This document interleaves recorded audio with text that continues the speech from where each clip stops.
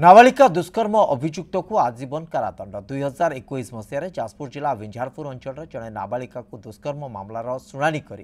अभियुक्त वैकुंठनाथ मल्लिक को आजीवन कारादंडादेश शुणाई जाजपुर स्वतंत्र पॉक्सो कोर्ट एसहित 4 लाख टंकार जरिमाना कर कोर्ट जरिमाना नदेले अतिरिक्त गोटे वर्ष जेल दंड शुणाई से पीड़िता को 7 लाख टंकार क्षतिपूरण देवाक कोर्ट निर्देश देते। यह मामलें 18 जन साक्षी बयान निया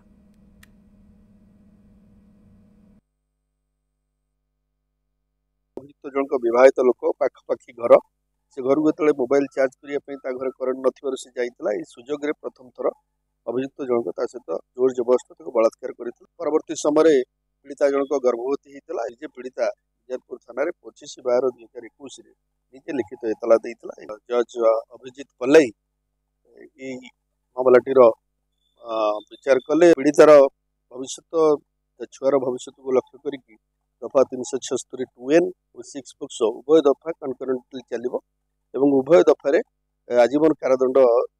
राय शुणाई।